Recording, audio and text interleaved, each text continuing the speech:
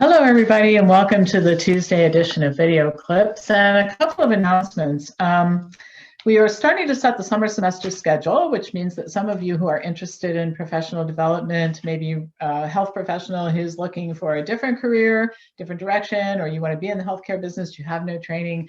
I'm going to hold a couple of conference calls. Friday, April 9th at 2 p.m. Eastern Time and Monday, April 12th at 9 p.m. Eastern Time, just to present some information, do some questions and answers to help you learn a little bit more about what our opportunities are. And I think you'll enjoy the discussion. So send me an email at pampopper@msn.com if you want to take part in that. The anxiety and depression groups, I'll remind you about those because we're still seeing a lot of people who need that kind of help. And we tried to make group classes through teleconference really available to people to help as many people as possible. And we do have a group for adolescents also. And then one other thing I'll mention is our Curious About COVID workshops continue. You can go to wellnessforumhealth.com and look at our calendar for when those are. And later this month, we will have our Lose the COVID-25 and health lessons from COVID-19 available. Those are for members only, but the Curious About COVID is for non-members specifically. So once again, my email address is pampopper@msn.com. All right, so today I want to talk about positive thinking, which you may think, has this woman lost her mind talking about positive thinking during all of this? Well, some people might tell you that I have, but I really haven't. And I think my message is very important. I think all my messages are, but I think this one really is.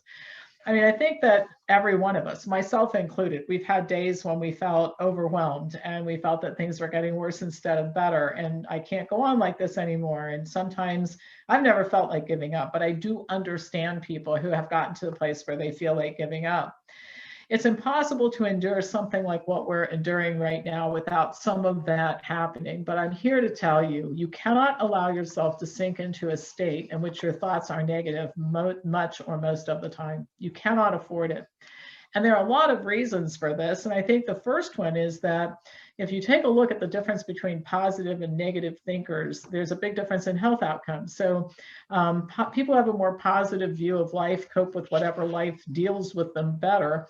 And they're more likely to figure out a plan of action and find things and people that they need to execute their plan. People who have a more pessimistic view of life tend to throw up their hands and say, why should I even bother? And I don't think that this is a time when we can afford for people to be doing that. Your health can suffer too. Your immune system is affected by your outlook on life and how you experience things. In other words, everybody can experience stress, but how a person actually experiences it personally is different. Like the same thing that really stresses one person out might not stress another person out in quite the same way. So you can look at your stress response and gosh, in a time where everybody's going, oh my gosh, you can't get the flu, paying attention to immune function is really important. People who are more optimistic, particularly about an important aspect of their life, have stronger immune systems than people who view the exact same issue negatively. A more positive attitude results in less depression, a reduced risk of death from cardiovascular disease, and an increased lifespan. One of the reasons is that people who are positive tend to engage in a lot fewer health-destroying bad habits. They're more likely to practice healthier habits, in fact. Positive thinking also leads to a lot more resilience. People who are resilient are more likely to face crises head on with strength and determination, which means that they're more likely to overcome the obstacles or whatever else is going on. They look at what they can actively do to fix things rather than giving up and resigning themselves to disaster.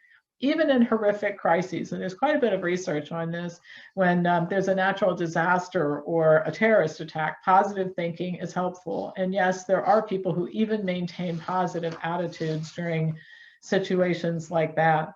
And people who do that are much less likely to sink into depression than others. And I think one of the things about looking at this is, again, I mentioned this earlier, two people can experience the same thing very differently. The very same thing can happen. One person feels like crawling in a hole and never coming out. The other person says, well, that was really not fun, but what are we going to do about it? Let's get up and think about that, right? I think you're going to be better off being the latter. And I want to be clear about this. You know, this isn't about just thinking happy thoughts. I mean, that's a lazy approach. The effects are transient and it doesn't require any work at all. What I'm asking you to do is to work on you and become mindful about what you think and how you think, and work on changing unhealthy thought patterns. Thinking positively is a choice, and you can make it. And you might wonder why I'm asking you to make this choice. Well, one is, I can tell you from personal experience, having been a person who, I don't think that I was a negative thinker. I think I just didn't think positively. I didn't think about what I wanted out of life. I didn't think about what was going on. And I wasn't deliberate about programming myself in a certain way. And so I think to a certain extent, some of us end up in a bad thinking pattern or depressed just by default. It's by not sitting down and saying, how do I really want to be during this entire thing? That used to be me. And it led me to engage in a lot of self-destructive behaviors, which I thankfully gave up a long time ago. But I think the biggest reason why I want to encourage you to do this right now at this moment in time is we're in a huge battle right now. We have to win this. We're winning, and we ultimately can win.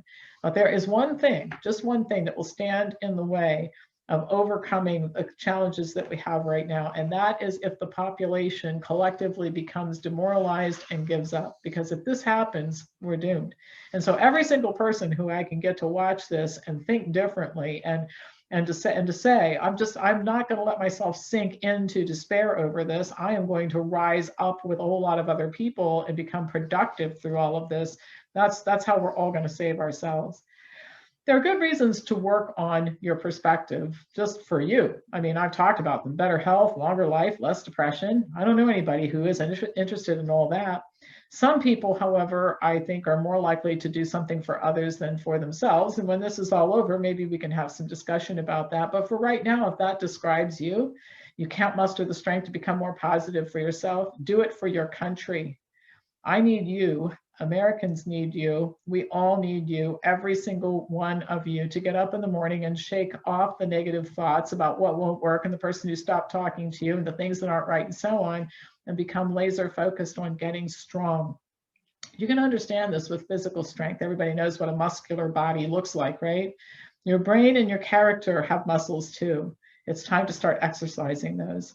Sitting around and feeling sorry for yourself is a form of self-indulgence that you can't afford right now. And you know what? I can't afford it, and your country can't afford it. And we need for everybody to get with the program. We can win this. We have to work on ourselves. We have to join with others of like mind. We have to stay positive and focused and keep the end goal in mind. But it actually starts with each and every person saying, am I contributing to things getting better, or am I contributing to them getting worse? And I will promise you this too, and I've seen this in my Thursday groups and that sort of thing, my own Thursday group, is as soon as people get started doing something productive, when they start feeling better about themselves. As soon as people are around other people, they start feeling better about themselves. But it all is deliberate. Everything is deliberate. If everything that's going on in your life is by default, you don't want to go there. I went there for a good long time as a young adult. And because I didn't know how to do deliberate thinking and planning of my life. I like it a lot better this way. I'm a lot more in control. I can do a lot more for myself and other people.